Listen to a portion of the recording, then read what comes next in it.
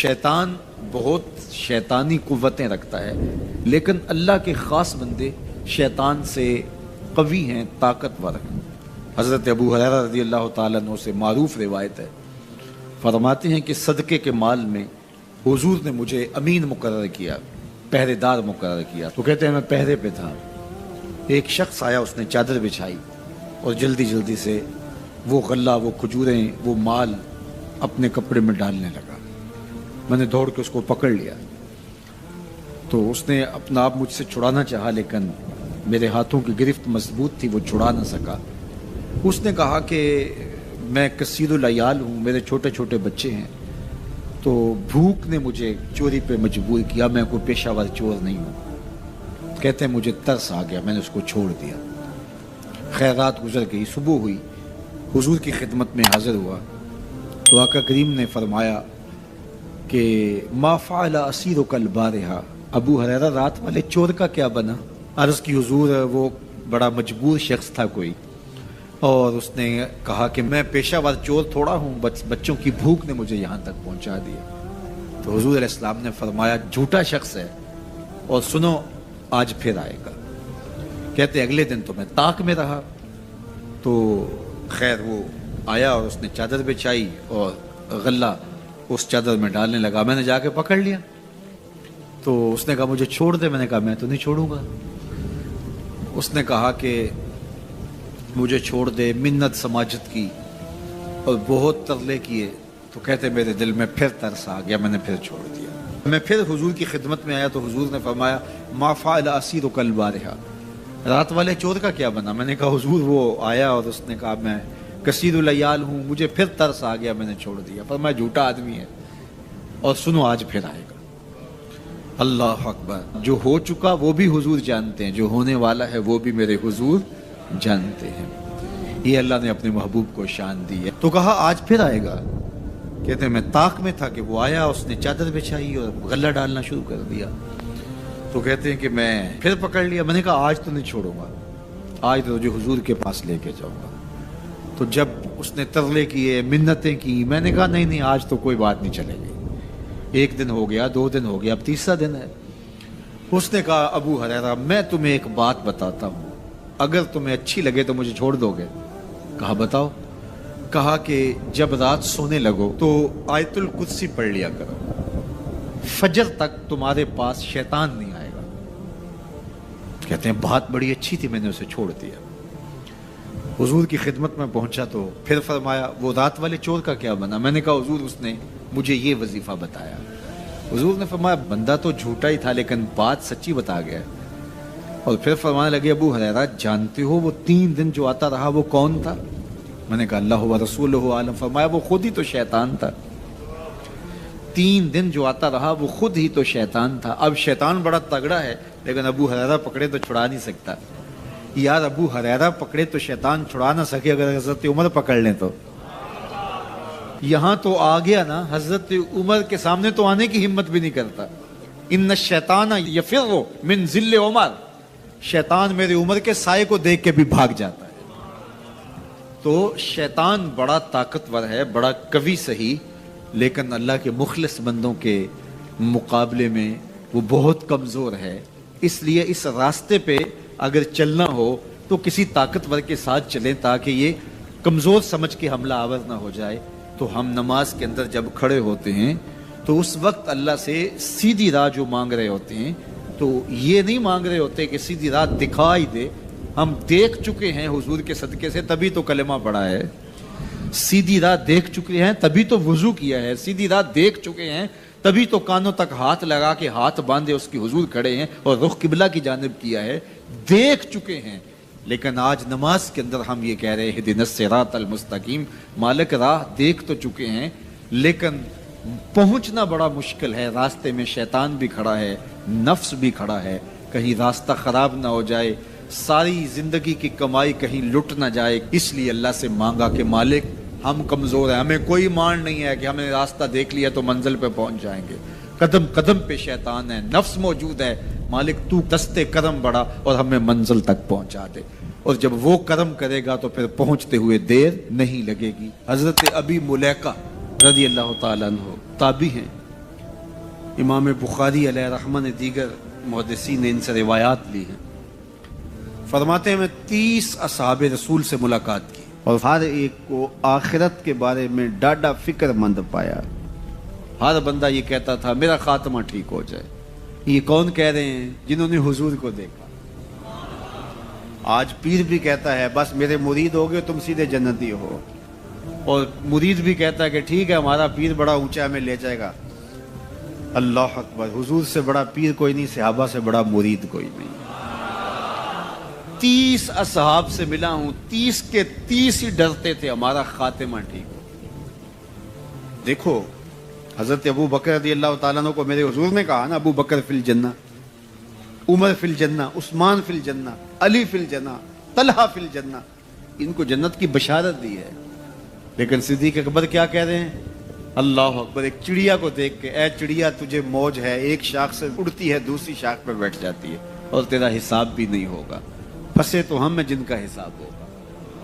یہ وہ کہہ رہے ہیں جن کو حضور کی زبان سے یہ لفظ ملے ہیں، ابو بکر فی الجنہ، ابو بکر جنتی۔ اللہ اکبر، عثمان غنی رضی اللہ تعالیٰ نے قبر پہ کھڑے رو رہے ہیں قبرستان میں، تو کسی نے کہا یہاں رو رہے ہو؟ کہا میرے حضور نے کہا تھا کہ آخرت کی پہلی منزل قبر ہے۔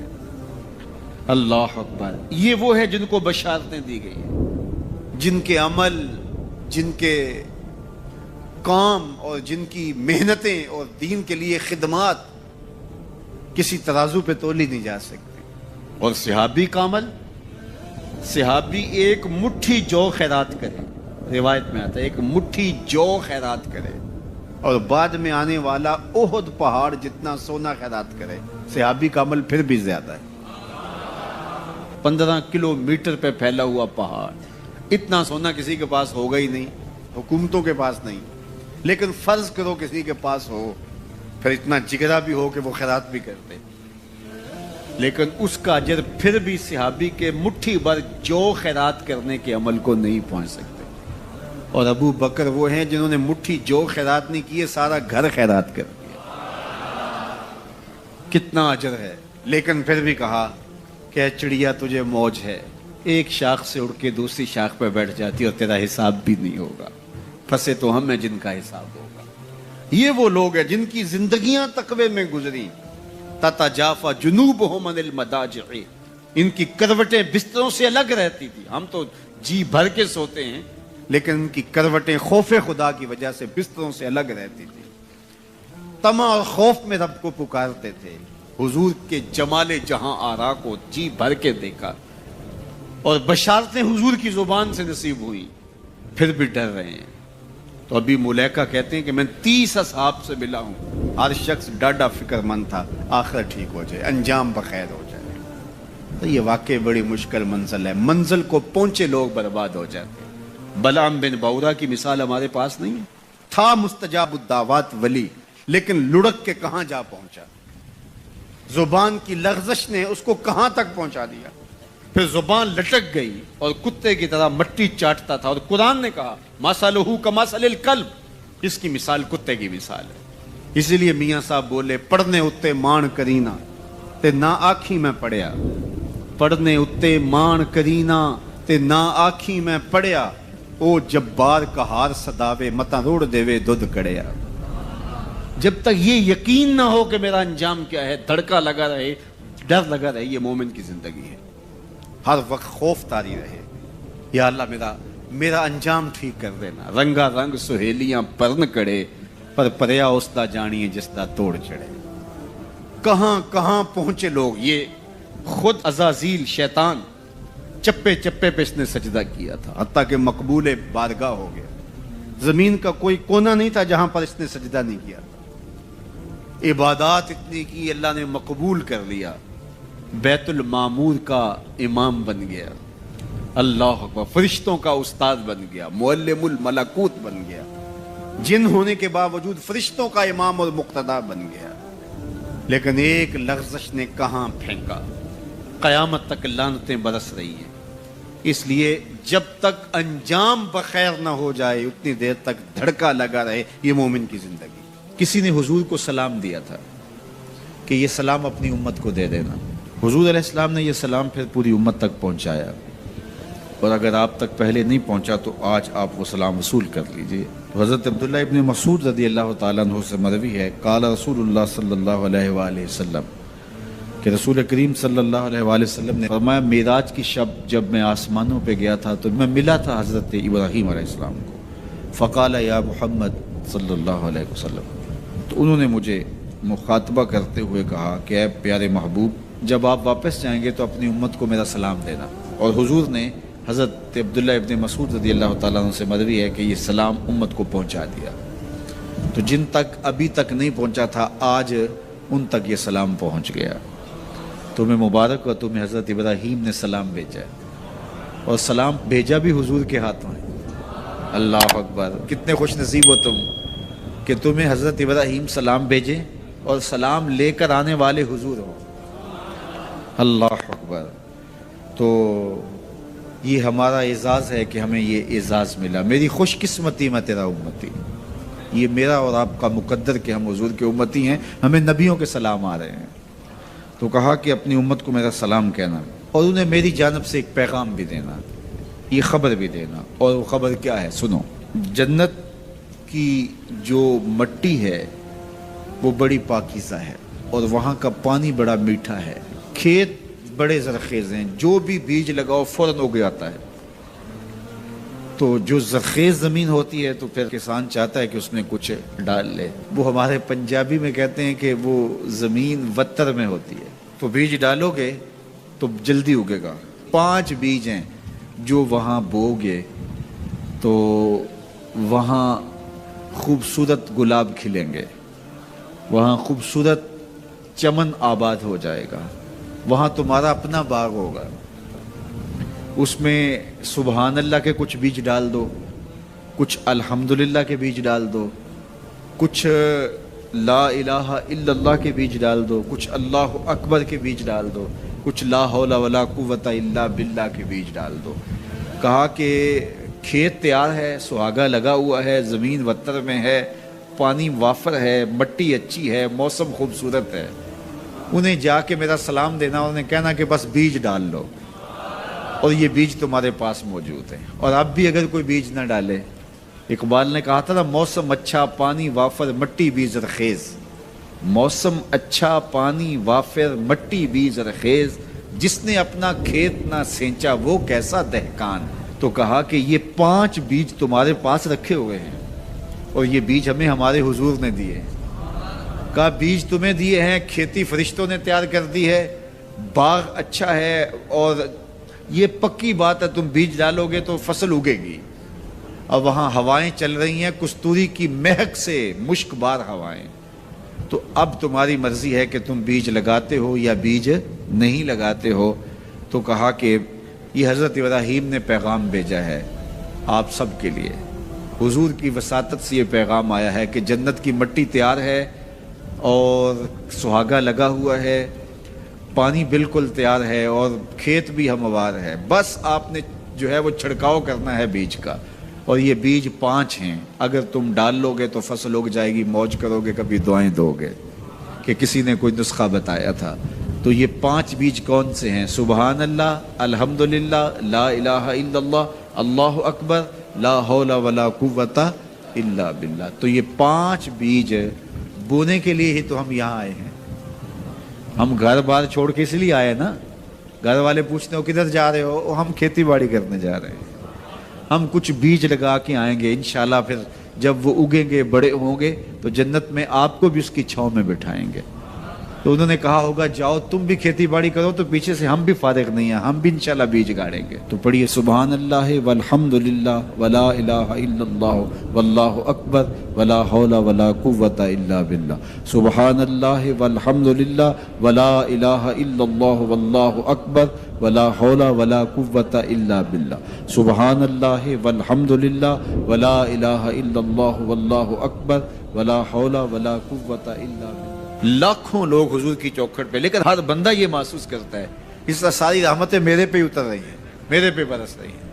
وہ کیا کسی نے کہا تھا اور قلم توڑ دیا، اس نے کہا کہ یہ کتنی عجیب بات ہے کہ اتنے بڑے ہجوم میں، ذرا شعر کا حسن دیکھیے، یہ کتنی عجیب بات ہے کہ اتنے بڑے ہجوم میں وہ دیر تک سنتے رہے بس میری ہی داستان. ہر بندے کو یہی محسوس ہوتا ہے. یہ کتنی عجیب بات ہے کہ اتنے بڑے ہجوم میں وہ دیر تک سنتے رہے میری ہی داستان. تو ہر بندے کو یہی لگتا ہے کہ میری ہی وہ سن رہے ہیں. اور زہری صاحب کا انداز بڑا سادہ ہے, پنجابی لہجہ ہے کہ آقا دے دوارے تے غلاماں دیاں ٹولیاں, ایک پیا سن دائے لکھاں دیاں بولیاں. ایک پیا سن دائے, کوئی اردو میں بول رہا ہے, کوئی پشتو میں بول رہا ہے, کوئی پنجابی میں بول رہا ہے, کوئی عربی میں بول رہا ہے. اور اقبال کہتا ہے شش جہت روشن ز تاب روئے تو, ترکو تاجی کو عرب ہندوئے تو. حضور یہ ترک بھی آپ کے غلام, یہ تاجک بھی آپ کے غلام, یہ عرب بھی آپ کے غلام, یہ سارے نوکر آپ کے. گرد تو گردد حریم کائنات, از تو خواہم یک نگاہ التفات. مجھے اپنے والد گرامی یاد آ گئے. وہ روزانہ یہ شعر پڑھا کرتے تھے, اور پڑھتے ہوئے ان کی جو کیفیت ہوتی تھی ہمیں ترس آتا تھا ان کے اوپر. ہم بالکل جب چھوٹے تو ہم خود رونے لگ جاتے تھے ان کو دیکھ کے. تو وہ روزانہ پڑھتے تھے ز مہجوری برآمد جان عالم, ز مہجوری برآمد جان عالم, تراہم یا رسول اللہ تراہم. اے محبوب دو عالم, تمام جہان کی جان آپ کے فراق میں نکل رہی ہے. تراہم یا رسول اللہ تراہم, تراہم یا نبی اللہ تراہم. حضور رحم کیجئے. نہ آخر رحمت للعالمین, ز محروماں چرا فارغ نشینی. حضور آپ رحمت للعالمین نہیں ہیں, تو جب ہیں تو حضور ہمارے پہ کرم کیجئے. بروں آور سرز برد یمانی, کہ روئے تست صبح زندگانی. حضور وہ یمنی چادر جو آپ اوڑے ہوئے ہیں ذرا اس کو ہٹائیے نا رخ سے. آپ کا مبارک چہرہ زندگی کی صبح ہے. ادیم طائف نالین پاکن, شراکز رشتہ جاں ہا ماکن. حضور طائف کے چمڑے کی بنے ہوئے مبارک نالین آپ زیب تن کیجئے. شراکز رشتہ جاں ہائے ماکن, اور اس مبارک نالین کے اندر تسمے میرے چمڑے کے نہیں میری جان کے ڈالیے. چے باشد گر کنی سوئم نگاہے, پیا پہ گر نہ باشد گاہے گاہے. نگاہے یا رسول اللہ نگاہے, صد ہزاراں جبریل اندر بشر, بہر حق سوئے غریباں یک نظر. یا رسول اللہ انظر حالنا, یا حبیب اللہ اسما قالنا. اننی فی بحر غم مغرقن, خذ یدی ساحل لنا اشکالنا. یا صاحب الجمال و یا سید البشر, من وجهک المنیر لقد نور القمر. لا یمکن الثناء کما کان حقہ, بعد از خدا بزرگ توئی قصہ مختصر. اللہ اکبر. یہ معمول تھا ان کا, یہ وظیفہ کہہ لیجئے. تو اقبال بھی کہتے ہیں گرد تو گردد حریم کائنات, از تو خواہم یک نگاہ التفات. حضور ایک نظر کر دیجئے, ایک نگاہ کر دیجئے. اللہ اکبر. تو اللہ ہمیں حضور کی نگاہیں نصیب فرمائے. اللہ اجڑے باطن سوار دے اور من میں چراغاں کر دے. حضور کی محبت کے بغیر زندگی زندگی ہی نہیں ہے. زندگی کے پلے ہی کچھ نہیں اگر حضور کا پیار نہیں ہے, حضور کا ادب نہیں ہے. تو سارا دین ان کی محبت کا نام ہے. لا دین لمن لا محبت له, اس شخص کا دین ہی نہیں ہے جس کے پاس حضور کی محبت کا جوہر نہیں ہے. ابن آدم کے کسی بھی برے عمل کو شرک نہیں کہا گیا. شرک ایک بہت بڑا جرم ہے, اس کے برابر کسی دوسرے عمل کو شرک نہیں کہا گیا. لیکن ریاکاری کو شرک کہا گیا. شرک اصغر ریاکاری ہے, حتیٰ کہ چوری کو بھی, ڈاکے کو بھی, زنا کو بھی, قتل انسانی کو بھی, یہ بڑے بڑے جرم ہیں, لیکن ان کو بھی شرک نہیں کہا گیا. لیکن ریا کو شرک اصغر کہا گیا. یہ چھوٹا شرک ہے. اللہ گوارا ہی نہیں کرتا کہ کوئی عمل کسی اور کے لیے کرے. شرک کی جس طرح معافی نہیں ہے, اسی طرح شرک اصغر جو ہے اس سے ملوث عمل کسی صورت میں بھی قبول نہیں کیا جائے گا, چاہے وہ کتنا ہی بڑا عمل کیوں نہ ہو. حضرت ابو امامہ الباہلی رضی اللہ تعالی عنہ حضور کی خدمت میں حاضر ہوئے اور عرض کی, یا رسول اللہ صلی اللہ علیہ وسلم, میرے ماں باپ آپ پہ قربان ہوں, میں آپ سے یہ پوچھنا چاہتا ہوں کہ کوئی شخص اپنی جان جیسی متاع عزیز راہ خدا میں وار دیتا ہے, اس سے بڑی قربانی تو کوئی اور نہیں ہو سکتی کہ جان ہی قربان کر دی. اور اس کا مقصد اعلاء کلمت الحق تھا، لیکن ساتھ یہ بات بھی تھی چلو میری ناموری بھی ہو جائے گی، میری بہادری کے جھنڈے بھی لگ جائیں گے، تو کیا اس کو اجر ملے گا؟ تو حضور نے فرمایا فلا شیء لہ، اسے کوئی اجر نہیں ملے گا. تو ابو امامہ الباہلی یہ سمجھے کہ شاید میں جو مقصود تھا وہ حضور سے عرض نہیں کر سکا، تو انہوں نے دوبارہ کہا حضور اس کا مقصد اعلاء کلمت الحق ہے، وہ اللہ کے جھنڈے کو اونچا کرنا چاہتا ہے، قربانی اس نے اس لیے دی ہے، لیکن ساتھ یہ بات بھی تھی کہ چلو میری ناموری بھی تو ہوگی. تو حضور نے فرمایا فلا شیء لہ، اسے کوئی اجر نہیں ملے گا. یہ پھر سمجھے شاید میں مقصود بیان نہیں کر سکا، تو پھر عرض کی حضور اعلاء کلمت الحق کے لیے، اللہ کے دین کو غالب کرنے کے لیے، اسلام کے جھنڈے کو اونچا کرنے کے لیے اس نے اپنی جان واری ہے، لیکن ضمن میں یہ بات بھی تھی کہ چلو ساتھ میرا نام بھی تو اونچا ہوگا، میری ناموری اور شہرت کے جھنڈے بھی تو لگیں گے. تیسری مرتبہ جب دہرا کے پوچھا تو حضور نے پھر فرمایا فلا شیء لہ، ابو امامہ اسے کوئی اجر نہیں ملے گا، اور فرمایا اللہ صرف اسی عمل کو قبول کرتا ہے جو صرف اسی کے لیے کیا جائے، صرف اسی عمل کو قبول کرتا ہے. اب ذرا دیکھیے کہ اللہ تعالیٰ جل شانہ کی یہ غیرت ہے کہ وہ اس عمل کو قبول ہی نہیں کرتا جو غیر سے ملوث ہو جائے، وہ صرف اس عمل کو قبول کرتا ہے جو محض اس کے لیے کیا جائے، اور اس کے علاوہ عمل کو شرک اصغر قرار دیا گیا. تو شیطان کی کوشش یہ ہوتی ہے کہ وہ عمل کو ریا میں مبتلا کر دے تاکہ یہ عمل کی مشقت بھی گوارا کرے اور اس کو اس سے کچھ حاصل ہونے کی بجائے الٹا اللہ کی ناراضگی ملے. اور اگر کوئی شخص ریا سے بھی بچ نکلتا ہے، اس نے تنہائی میں سجدے کیے، اس نے انتہائی مخفی انداز میں راہ خدا میں خیرات کی، تو انتہائی خلوص کے ساتھ اس کے اعمال سر انجام ہوئے، تو شیطان کا اگلا حملہ اس پر یہ ہوتا ہے کہ اس کو عجب میں مبتلا کر دے. عجب کیا ہے کہ وہ اپنے عمل کو دیکھتا ہے، اپنے آپ کو دیکھتا ہے، کہتا ہے واہ یہ عمل تو میرے پاس ہے، دوسروں کے پاس تو نہیں ہے، میں تو تہجد گزار ہوں، 5 نمازیں بھی پڑھتا ہوں، صلاۃ الاشراق بھی پڑھتا ہوں، صلاۃ الچاشت بھی پڑھتا ہوں، صلاۃ الاوابین بھی پڑھتا ہوں، میں تو دن کو روزہ بھی رکھتا ہوں، راتوں کا قیام بھی مجھے نصیب ہے، میں تو تلاوت کلام مجید بھی روز اتنے پارے پڑھتا ہوں، میں یہ بھی کرتا ہوں، میں یہ بھی کرتا ہوں، کسی کے دکھلاوے کے لیے بھی نہیں کرتا. تو وہ اپنے اس عمل کی وجہ سے عجب میں، خود نمائی میں اپنے آپ کو دیکھنے لگ جاتا ہے، اور وہ جو عمل نہیں کر رہے ہوتے ان گناہگاروں کو حقیر جاننے لگ جاتا ہے. تو یہ عجب اس کو برباد کر دیتا ہے، اور عجب اس کے عمل کے حسن کو اور عمل کے جمال کو چھین لیتا ہے. علامہ رومی فرماتے ہیں کہ کچھ عامل ایسے ہوتے ہیں کہ 4 دن نمازیں پڑھیں تو آسمان کی طرف دیکھنے لگتے ہیں کہ آسمان سے کوئی پیغام میرے نام آ رہا ہے کہ نہیں آ رہا.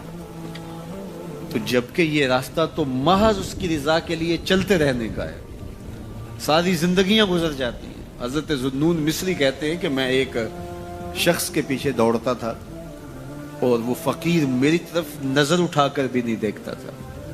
تو 40 سال کے بعد ایک دن اس نے میری طرف پلٹ کے دیکھا اور مسکرا کے کہا کہ تم میرے پیچھے پیچھے رہتے ہو، خیر تو ہے؟ 40 سال کے بعد. تو میں نے کہا کہ میں اسم اعظم کی تلاش میں ہوں. تو اس نے ہنس کے کہا یہ اتنا سوکھا نہیں ملتا. تو کہا میرے 40 سال بیت گئے، اور آج اس نے نظر اٹھا کے دیکھا. ریا کے بعد اگلا مرتبہ شیطان کے لوٹنے کا وہ عجب ہے، وہ اس کے اعمال کو مزین کر کے اس کے سامنے رکھ دیتا ہے، اور وہ سمجھتا ہے کہ یہ میرے پاس یہ عمل اوروں کے پاس نہیں ہے. لیکن اللہ کسی کے اعمال کا حجم نہیں دیکھتا، اللہ تعالیٰ جل شانہ بندوں کے عجز کو دیکھتا ہے. وہ گناہ جس گناہ کے بعد جو ہے وہ شرمندگی ہو جائے، اس نیکی سے بہتر ہے جس نیکی کے بعد عجب اور تکبر پیدا ہو. اللہ کو وہ اچھا کام، سب سے بہتر وظیفہ اس کا ہے جو قرآن خود بھی سیکھتا ہے اور اوروں کو بھی سکھاتا ہے. تو اس کتاب سے جڑ جاؤ، اس کتاب سے وابستگی اختیار کرو. جس رات کے دامن میں قرآن نازل ہو وہ رات تو افضل ہو، وہ رات تو 1000 مہینے سے اشرف ہو. اللہ اکبر.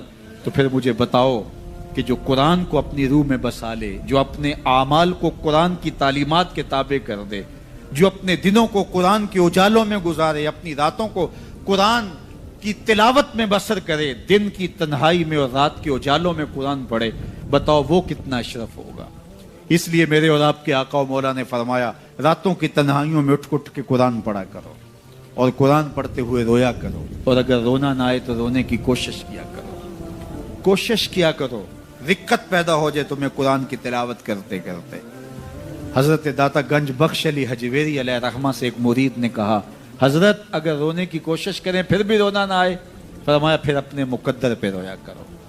तुम इतने संग दिल हो गए हो कि तुम्हारी आंखें आंसू का खिराज नहीं देती हैं, तो इस किताब के साथ जुड़ जाओ, ताल्लुक को मजबूत कर लो, और इस किताब से वाबस्तगी तुम्हें दुनिया आखिरत की बेहतरी की जमानत फराहम करेगी। और ये किताब किताब जिंदा है, इसका पैगाम कभी फरसूदा नहीं हुआ, इसका पैगाम कभी पुराना नहीं हुआ। हर दौर के तकाज़ों से ये किताब हम आहंग है, और ये किताब हर शख्स की ज़रूरत की कफालत करती है।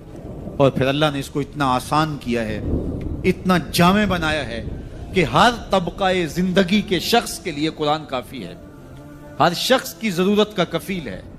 इसको एक आम शख्स पढ़े तो उसको भी नूर मिलता है, एक नुक्ताबीन शख्स इस कुरान का मुताला करे तो उसको भी रोशनी मिलती है, एक फलसफी पढ़े तो महरूम वो भी नहीं होता।